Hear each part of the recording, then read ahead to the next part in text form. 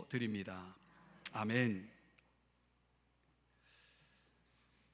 우리의 삶에는 적어도 세 개의 얼굴이 있다고 합니다. 태어나면서 하나님이 주신 얼굴이 있고요. 만족하십니까? 너무 뜯어 고치면 안 됩니다. 하나님이 주신 얼굴이니까. 또 살면서 만들어지는 우리의 모습, 얼굴이 있다고 합니다. 굉장히 중요한 거죠. 마지막 우리가 죽음을 맞이할 때 보여주는 마지막 얼굴이 있다고 합니다. 근데 지금까지 이제 저도 그렇고 여러분도 그렇게 느끼시겠지만은 참 신기한 거는 어느 누구도 나와 똑같은 사람이 없다는 거예요. 그렇게 많은 사람들이 있지만 나와 같은 사람은 없다는 거죠. 신기하지 않아요? 안 신기하신가? 너무 그 한 분 한 분을 볼 때마다 참 하나님은 그 한 사람 한 사람을 만드실 때 굉장히 신중하시는구나.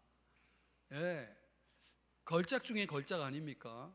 하나밖에 없기 때문에 그런 독특하고도 너무나 다른 존재이기 때문에 그 다름은 가치 있음의 동의어가 될 수가 있는 겁니다.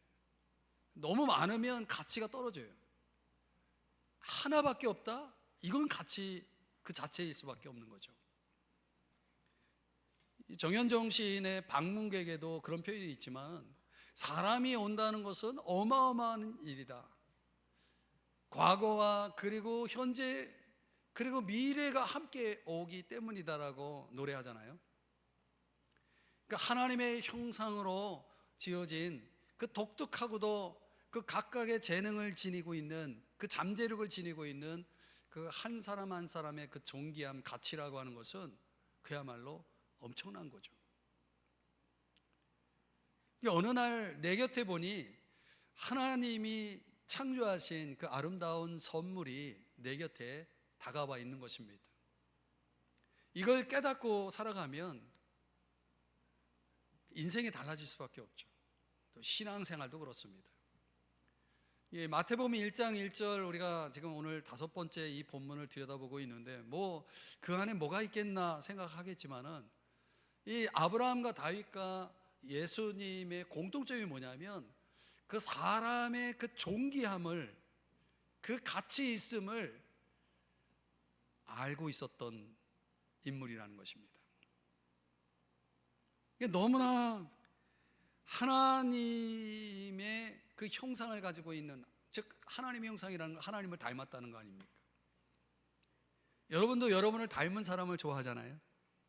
하나님도 하나님의 형상으로 하나님을 닮은 인간을 좋아할 수밖에 없는 거죠. 그래서 사랑하는 거예요. 그 하나님의 그 창조와 사랑을 묻고 그 한 사람 한 사람을 가치 있게 여기시는 이 인간의 그 존엄성을 알고 거기에 합당하게 살았던 세 분, 아브라함과 다윗과 예수님. 그 신분과 상태가 어떠하든지, 높든지 낮든지, 가졌든지 못 가졌든지, 남자든 여자든, 그 어떤 것도 상관없이 인간 그 자체로 존귀할 수밖에 없기 때문에 그것 때문에 사랑한 세 사람, 아브라함과 다윗과 예수님의 이야기를 여러분들과 함께 나누고자 하는 것입니다. 그 첫 번째, 아브라함의 사랑입니다. 한마디로 말하면 인간을 하나님의 안목으로 보면 사랑할 수밖에 없는 겁니다. 창세기 13장 8절, 9절, 11절의 말씀에 보면은 이 아브라함의 재산이 많아지고 조카 롯의 재산이 이 양쪽에 많아지면서 이 모든 게 많으면 문제가 되는 거예요. 여러분, 많은 걸 너무 좋아하지 마세요. 많으면 싸워요. 사람들이 더 욕심이 생기나 봐요. 그러니까 서로 싸우니까 아브라함의 입장에서는 믿음의 사람 아닙니까? 이거 좀 불편하다 말이지. 그러니까 믿음으로 살아가는 우리가 화평하게 살아야지 서로 싸우면 되겠느냐. 그러니 너가 좌하면 내가 우하고 너가 우하면 내가 좌하겠다. 이 내용입니다. 그래서 이런 선택지를 놓고 조카 롯에게 양보를 아브라함이 하는 겁니다. 삼촌이지만 양보하는 겁니다. 서로 떠났다. 이 믿음으로 산 사람과 또 이 세상적으로 살아가는 사람의 선택이 완전히 다른 거죠. 하나님을 선택하고 저 하늘의 도성 천국을 바라보며 살아가는 사람들이 선택하는 것과 이 세상 땅의 것을 좋아하고 그것을 추구하며 살아가는 이 롯과 같은 사람들의 선택지는 완전히 다른 겁니다. 아브라함은 하나님을 선택했고 롯은 하나님을 등지고 소돔과 고모라를 선택하게 됩니다. 인간적으로 볼 때는 롯의 선택은 배은망덕한 행위였어요. 지금까지 돌보고 아껴준 삼촌을 먼저 배려해야지. 아니, 삼촌이 양보했다고 그냥 자기가 나서면 되겠습니까? 그건 인간이 아니잖아요. 인간인가? 그러면 안 되잖아요, 우리가. 도의적으로, 그렇죠? 그런데 아주 버릇없고 괘씸한 조카 롯, 이런 배은망덕한 행동을 하는 겁니다. 그러다 얼마 후에 문제가 생겼어요. 롯이 포로가 되는, 적군의 포로가 되는 일을 겪게 됩니다. 창세기 14장 12절에 보니까 사로잡힌 일을 당하게 됩니다. 소돔과 고모라가 속한 그 도성을 포함한 연합군과 그 반대 연합군과의 싸움이 벌어지는데, 이 소돔과 고모라 성이 속한 연합군이 패배를 하게 됩니다. 그러면서 정복을 당하고 소돔 고모라 성에 있는 사람들, 많은 사람들이 붙잡혀가게 되는데 그 가운데 롯이 포함이 되게 된 겁니다. 아브라함의 입장에서는 어떻게 생각해야 됩니까? 그 배은망덕하고 괘씸한 아주 그냥 잘 됐다, 이런 거 아닙니까? 그렇죠? 이 어리석은 선택을 했을 뿐만 아니라 은혜를 모르는 이 버릇없는 이 조카 롯에게 벌어진 이 비참한 결과가 당연한 거죠. 고통을 받아도 싸다, 이렇게 생각할 수도 있는데, 아브라함은 어떤 사람이냐면 복의 근원이 되라고 부르심을 받은 사람이거든요. 롯은 하나님의 형상으로 창조되고 하나님의 사랑을 받는 존귀한 자거든요. 그럼 어떻게 해요? 자기의 사병, 집안에 훈련시킨 사병을 데리고 318명을 데리고 10,000명 이상이 되는 적지를 향해서 뛰어들어가 가지고 조카 롯을 구출해 냅니다. 있을 수 없는 얘기입니다. 이 게임은 318명이 10,000명이 넘는 적군을 상대해요. 이길 수 없죠. 말도 안 되잖아요. 믿음의 싸움이었고 믿음의 승리였던 것이죠. 아브라함이 이 롯을 구하기 위해서는 한마디로 말하면 생명을 거는 전쟁이었던 거예요. 그 전쟁을 치러야 가능했던 거죠. 여러분, 누군가 여러분을 위해서 목숨을 거는 사람이 있다면, 여러분을 위해서 기도하고 목숨 걸고 여러분을 위해 헌신하는 사람이 누군가 여러분 곁에 있다면 여러분 큰 축복을 받은 사람입니다. 세상에 그런 사람은 흔하지 않습니다. 아브라함은 그렇게 할 수 있었던 거예요. 왜요? 그 한 사람의 가치를, 그 존엄성을 알고 있었기 때문에 거기에 자기 생명을 걸었던 거죠. 말씀드렸지만 롯은 인간적으로는 어떤 사람이냐면 은혜도 모르죠. 자기만 생각하죠. 하나님을 등지고 있죠. 세상 물질에 완전히 푹 빠져 있죠. 꽂혀 있죠. 죄를 따라서 죄 가운데 살아가죠. 어느가 하나 그를 위해서 뭘 할 그런 마음이 1도 없는 그런 존재였던 거죠. 그러나 반대로 생각하면 아브라함에게는 도움이 필요한 사람이에요.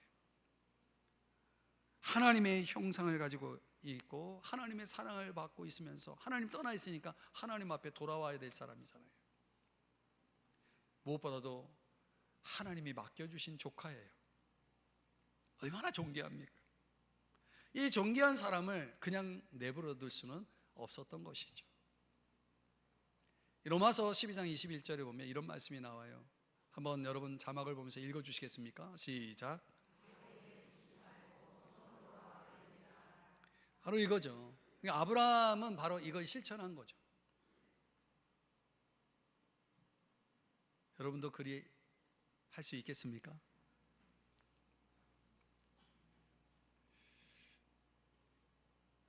어떤 글에 보니까 우리의 내면의 깊은 곳에 망각의 무덤을 파라, 이런 내용이 있더라고요. 이게 무슨 말인가 들여다보니까 우리가 살아오면서 얼마나 많은 그런 아픔이 있고 어려움이 있습니까? 상처가 있습니까? 그러니까 지워지지 않는 그런 상흔이 사람들마다 있잖아요.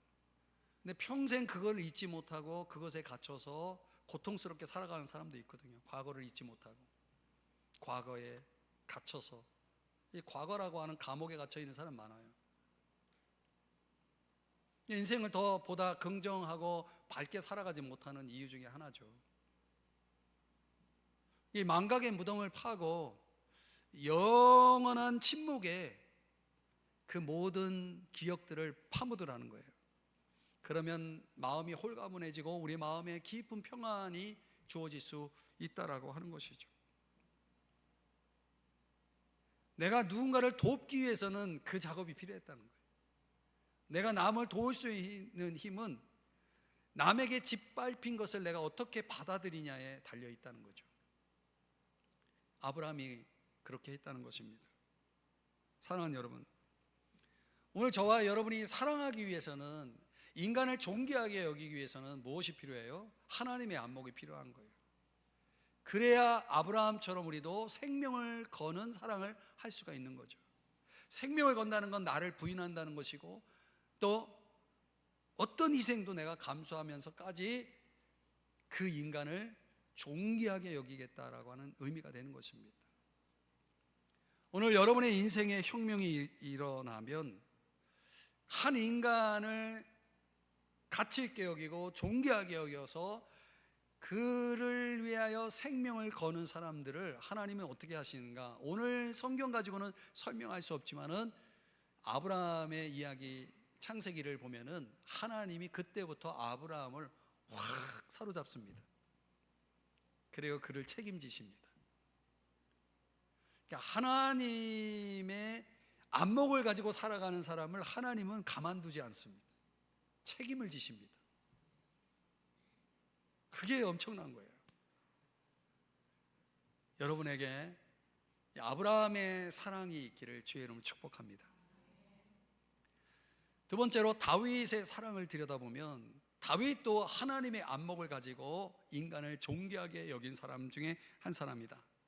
그 내용을 들여다보면 사무엘상 18장 11절 16절에 보면, 여러분 아시다시피 다윗은 사울의 신하예요. 사울 왕을 섬기는 신하입니다. 근데 엄청난 업적을 이루잖아요. 지난주에 나눴던 골리앗을 죽이는 엄청난 성과를 얻게 되죠. 그러면서 사람들이 다윗을 너무 사랑하는 거예요. 이 사울 왕이 창으로 다윗을 죽이려고 합니다. 두 번이나 죽을 뻔한 위험에서 벗어나게 됩니다. 왜 이렇게 됐는가? 사무엘상 18장 8절 9절에 보니까 현대인의 성경으로 이렇게 말씀하고 있어요. 저들이 다윗에게는 수만을 돌리고 나에게는 수천을 돌리다니 다음번에는 저들이 다윗을 자기들의 왕으로 세우겠구나. 그러니까 사울 왕이 자기의 그 지위와 권세를 다윗에게 빼앗길까 봐 그 마음 때문에 9절에 보니까 그날부터 사울은 계속 다윗을 어떻게 봤다? 질투의 눈으로 봤다. 여러분, 질투의 눈은 어떤 눈일까요? 이 다윗이 이때부터 사울을 피해 도망 다니는 신세로 광야에 내던지게 됩니다.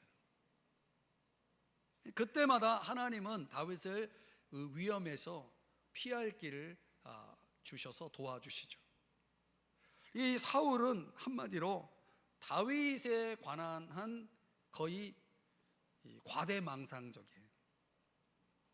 뭐든지 다윗이 하는 것은 다 의심이 되는 거예요. 다윗을 시기하니까. 다윗을 질투하니까 그가 하는 모든 행동들은 다 의심이 되고 막 두려운 거예요. 어떻게 될까 봐, 자기가 어떻게 될까 봐 두려운 거예요. 화가 나요. 그러니까 다윗을 죽이고 싶을 만큼 마음의 분노로 채워지는 거예요. 그 내면의 분노, 이게 무엇으로 시작됐습니까? 질투에서 시작됐다는 거죠. 이게 사울처럼 이런 자기 것을 포기하지 못하고 내려놓지 못할 때에 우리가 종종 다른 사람을 시기하게 되고, 또 사람들이 하는 말에 굉장히 예민해진다는 거예요. 여러분 그런 거 경험하죠? 내가 자유가 없으면요, 사람들 말 한마디에 굉장히 예민하게 반응하죠. 이게 심리학적으로 보면 불안한 거죠.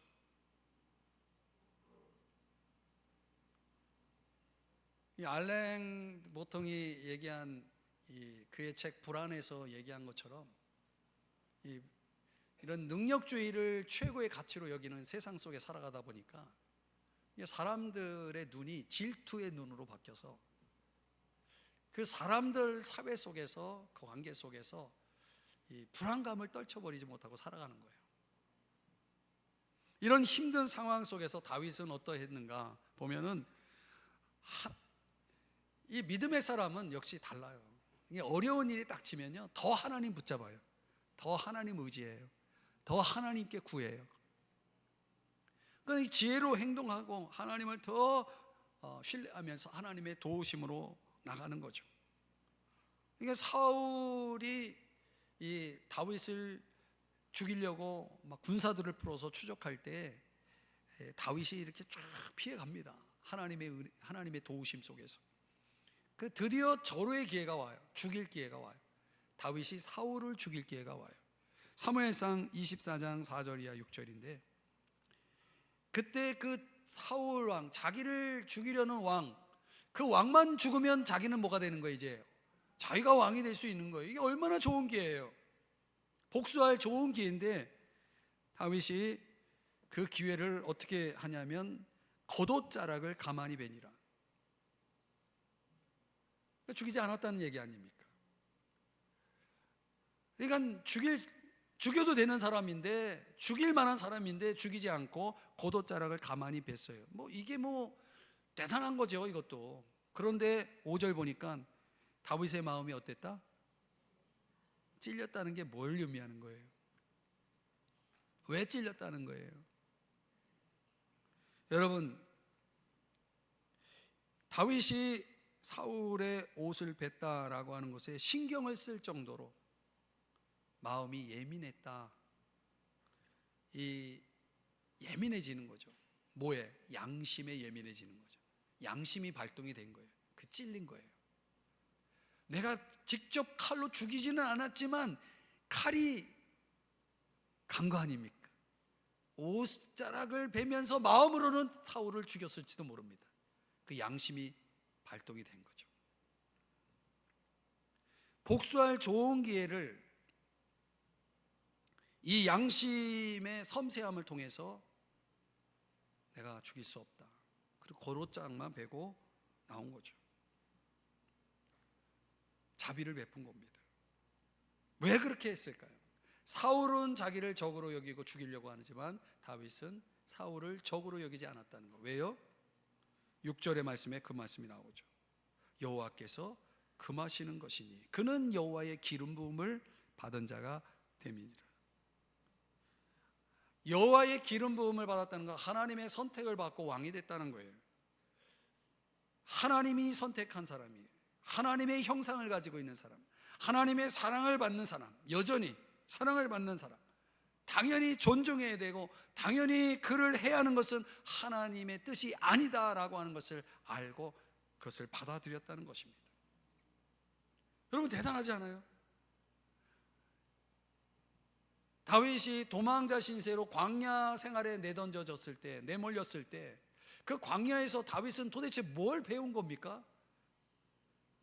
아름다움을 배운 거죠.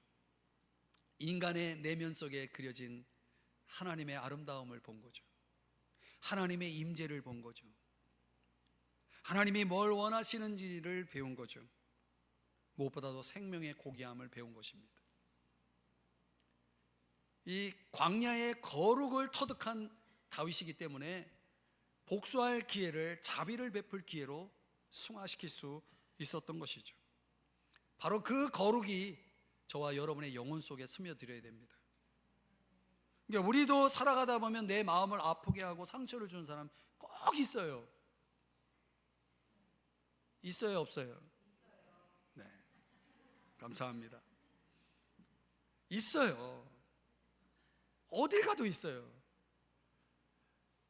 그 사람 보기 싫어가지고 딴 데로 옮겼는데 거기도 또 있어요. 그때 다윗과 같은 안목을, 다윗이 가진 하나님의 안목이 있는 사람은요, 양심이 섬세하게 반응하게 됩니다. 하나님이 주신 양심, 하나님의 형상, 하나님의 사랑의 대상인 그 존귀한 인간을 보는 그 안목에서 오는 양심의 섬세함이 마침내 다윗처럼 용서하고 오히려 축복하게 되는 그런 일이 벌어지는 거죠. 그래서 로마서 12장 17절 이하에서 말씀하기를, 악을 악으로 갚지 말고 모든 사람 앞에서 선한 일을 도모하라. 할 수 있거든, 우리는 상대가 어떻게 나오든 할 수 있거든 화목하라. 그러면서 19절에 중요한 말씀입니다. 너희가 친히 원수를 갚지 말고 하나님의 진노하심에 맡기라. 바로 이런 거예요. 여러분, 하나님의 창조, 하나님의 사랑을 통해서 우리가 그런 안목을 가지고 살아간다면, 그런 창조와 사랑의 하나님을 진정으로 믿는다면, 우리가 다른 사람들을 함부로 대할 수가 없는 거예요. 만약 그렇다면 나는 이율배반 속에 있는 거죠. 나는 하나님을 믿는 사람이 아닌 거죠. 그러니까 다른 사람들을 존중하지 않고 아끼지 않고 정말 배척하고 혐오하고 따돌리는 문화들이 우리 사회 속에 얼마나 많은지 몰라요. 사람을 정말 인간으로 대하지 않는 그런 모습들, 이 모든 것들은 하나님을 모르기 때문에 벌어지는 일들이죠. 하나님을 안다면 그렇게 할 수가 없는 거죠. 사랑하는 여러분, 우리는 다윗의 가졌던 이 안목으로 살아야 될 줄 믿습니다. 여러분, 세상은 인간의 존엄성을 상실한 세상입니다. 인간을 존엄하지 않는 세상이기 때문에 서로 헐뜯고 비방하고 괴롭히고 하는 일들이 집단 속에서 얼마나 많이 벌어집니까? 저는 그런 것들 때문에 참 지내오면서 많은 아픔이 있는 사람 중에 한 사람입니다. 그런 사람들 속에서 우리가 살아가야 하기 때문에 필연적으로 우리는 사람들에게 이용당할 수밖에 없는 거죠. 상처를 받을 수밖에 없는 거예요. 그럼 내가 상처를 받으면 나도 상대에게 보복하고 싶고 상대를 미워할 수밖에 없는 상황이잖아요. 그런데 오늘 이 다윗이 가졌던 안목, 그 사람을 존귀하게 여기라는 하나님의 뜻을 생각하면서 하나님께 맡기면서 살아가야 하는 것입니다. 왜요? 그러면 하나님이 갚아주시니까. 제가 신대원 다니면서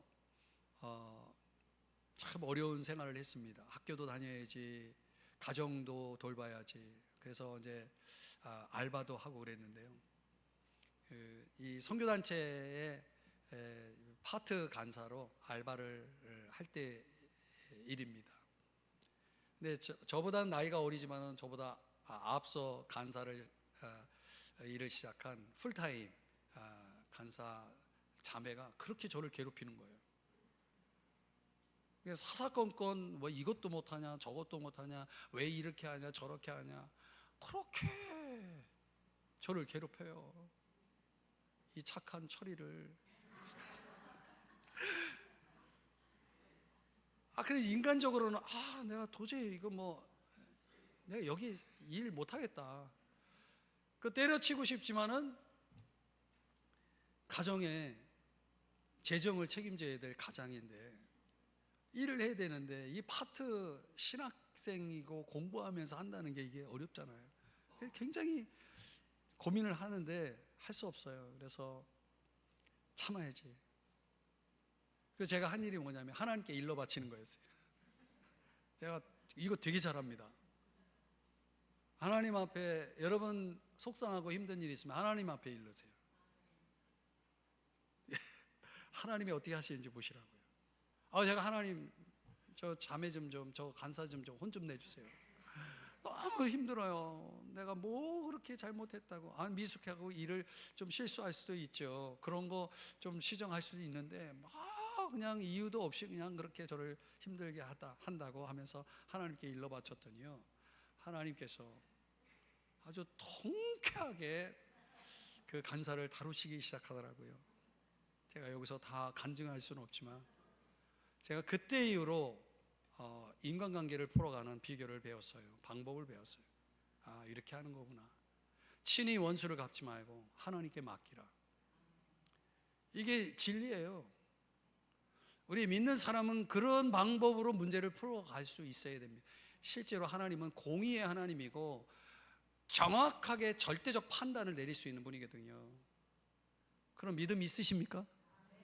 공의의 하나님을 믿는다면 물론 그 한 사람 한 사람에 대한 하나님의 사랑도 변함이 없습니다. 하나님은 절대 사랑과 절대 공의를 가지고 인간을 통치하고 있기 때문에 우리는 다윗이 가졌던 그 안목으로 저 인간을 존중히 여기고 사랑해야 하는 것입니다. 하나님이 갚아주실 것입니다. 마지막 세 번째, 예수님의 사랑을 들여다보겠습니다. 예수님도 역시 하나님의 안목으로 인간을 존귀하게 여기신 사례가 있습니다. 요한복음 4장 4절 9절의 말씀에 보면 예수님께서 여기 9절에 말씀하는 것처럼 유대인들은 사마리아인과 상종하지 아니한다라고 하는 말씀이 나오죠. 그러니까 문화적으로 보면 유대인들은 유대인이 아닌 모든 이방인들을 인간 취급을 하지 않습니다. 상종하지 않았다는 것은 인간 대접을 하지 않았다는 거예요. 제쳐놨다는 거죠. 보지도 않는다는 거죠. 그런데 왜 예수님은 사마리아를 통과하여야 하겠는지라. 영어 성경의 킹제임스 버전에 보니까 must needs go. 그러니까 반드시 거기로 지나갈 거라는 거죠. 거길 거쳐가야 된다는 거예요. 즉 필요가 있다라고 하는 이 의지를 드러내십니다.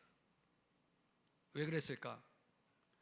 뒤에 이어지는 그 중간에 요한복음 4장 7절 말씀에 보면 왜 거기를 반드시 가야만 했던가? 그 이유는 사마리아 여자 한 사람, 요 한 사람을 만나기 위해서 갔던 것이죠.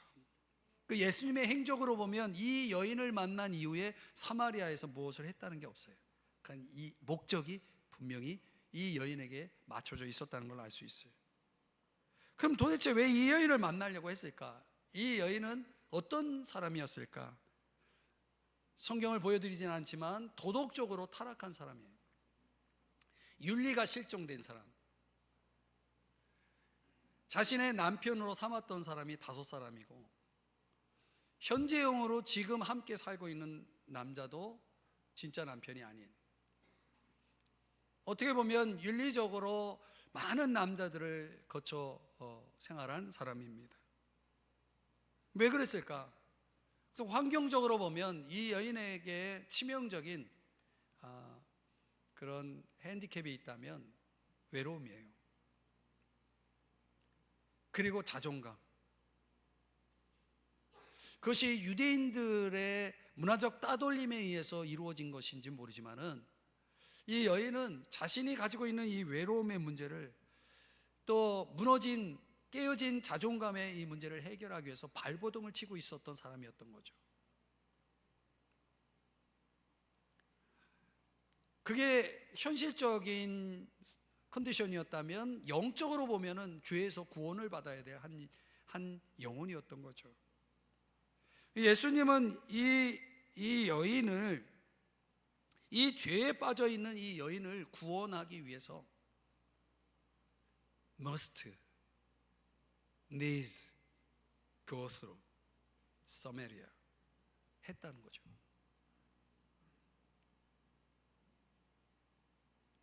예수님도 인간이 되신 분이기 때문에 피로하기도 하고 배고프기도 하고 목마르기도 하셨죠.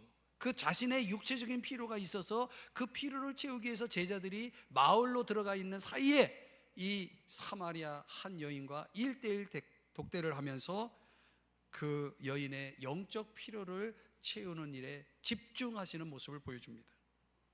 그러면서 그 대화 속에서 요한복음 4장 9절, 12절, 19절, 29절의 말씀에 보면 그 대화의 진전이 이루어집니다. 처음에 여인이 예수님을 유대인으로 봅니다. 두 번째는 야곱보다 큰, 창세기 나오는 야곱보다 큰 자, 19절에서는 선지자로 봅니다. 그리고 마침내 29절에서는 그리스도라고 하는 사실을, 메시아, 구약에 예언된 구원자 메시아 그리스도라는 사실을 깨닫게 되고 믿게 되는 것입니다. 결국은 예수님을 믿게 되고, 그녀가 그렇게 자존감으로, 상실된 자존감으로 사람들을 만나는 걸 꺼려했고 사람들의 눈을 피해서 생활했던 이 여인이 당당하게 마을 사람들에게 달려가서 복음을 전할 만큼 변화가 됩니다. 요한복음 4장 28절 이하 30절의 내용이 그거예요. 물동이를 버려두고 동네로 들어가서, 그리고 사람들에게 자, 내가 만난 예수님, 메시아이신 이 예수님을 와서 보라 하면서 전도를 하고 있는 것을 보게 됩니다. 그래서 결국 어떻게 됩니까? 동네에서 많은 사람들이 예수님을 만나러, 저 사마리아 여인이 소개한 예수님을 만나기 위해서 나오는 모습을 보게 됩니다. 이 여인이 예수님을 만나서 구원받게 된 것입니다. 인생이 변화되고 그 자신의 마음속에 내재된 그 외로움과 존귀함의 문제가 해결되어지고 회복되는 귀한 역사가 이루어진 거죠. 여러분, 바로 이겁니다. 예수님은 요한복음 4장 34절 35절에서 나의 양식은 하나님의 뜻을 이루는 것이다 라고 소개합니다. 그러니까 이 구원받아야 될 영혼들을 추수하는 일이야말로 하나님의 뜻이었던 거죠. 이 하나님의 뜻을 이루기 위해서 기어이 모든 유대인들이 상종하지 않는 그 사마리아를 통과해서 그 여인을 만난 것입니다. 35절에서 말하는 너희 눈을 들어 밭을 보라, 그 안목이 있었던 거죠. 그 추수할 밭을 본 거죠. 마음의 밭을 본 거죠. 영혼의 밭을 본 거죠. 하나님의 뜻은 예수님을 통해서 완성되게 됩니다. 예수님은 사마리아 여인을 추수하게 되고, 이 사마리아 여인은 수많은 사마리아 동네 사람들을 추수하게 되어진 것입니다.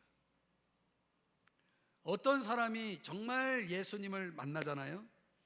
예수님을 세상의 구세주로 깨닫고 그분을 인격적으로 만나게 되면 그 이전에 똑같은 사람의 모습으로 살아갈 수가 없어요. 남아있을 수가 없어요. 그러니까 이 여인은 예수님을 만나기 전과 이후에 BC와 AD가 확실하게 확연하게 달라진 인생을 딱 보여줍니다. 이 변화를 여러분이 아시나요?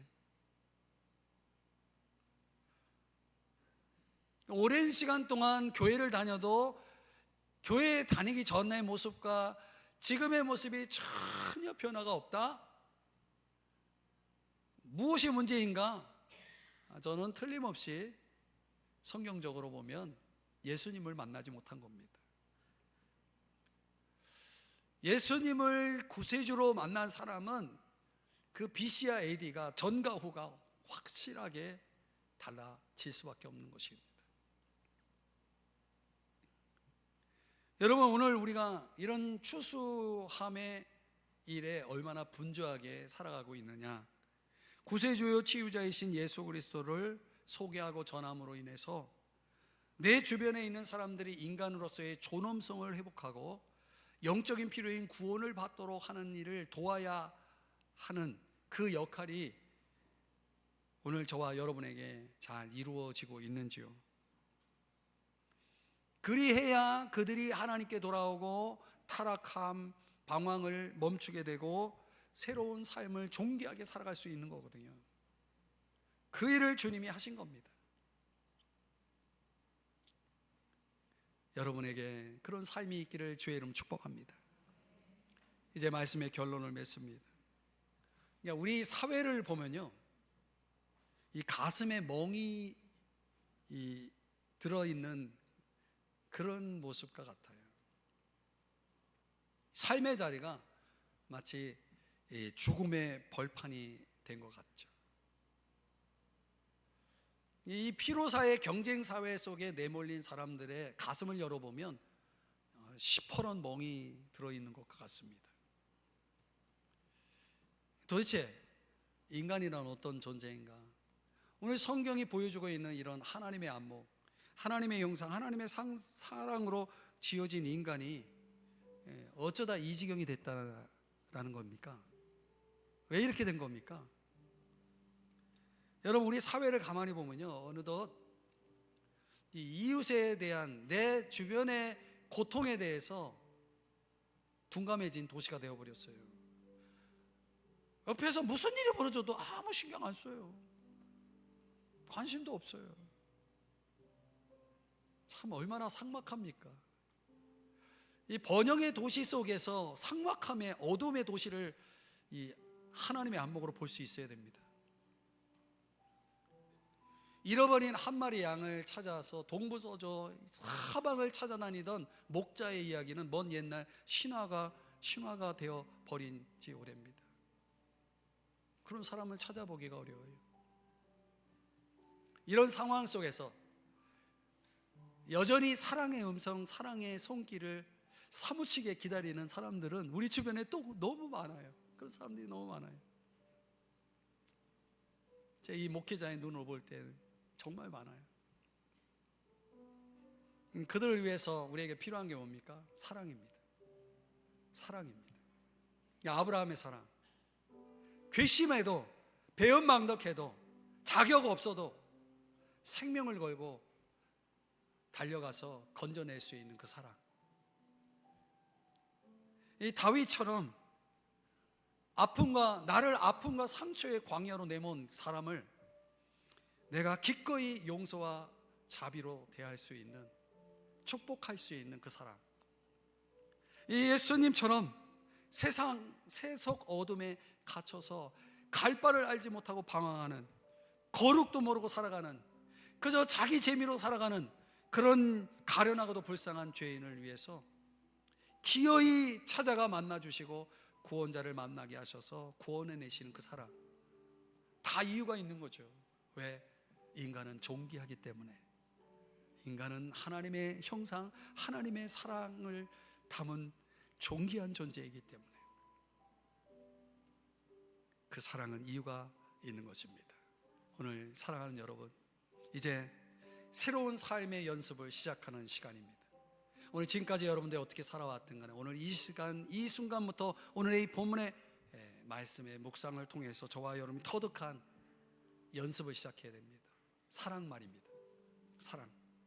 그러니까 그 사랑이 있음으로 인해서 우리의 그 멍든 가슴을 끝없이 짓누르는 그 무거운 돌덩어리 같은 인생의 무게가 눈 녹듯 사라질 수 있고, 참된 자유와 삶의 여유와 기쁨과 감사가 넘치는 그런 복된 축복의 길이 활짝 열리는 삶이 벌어지는 것입니다.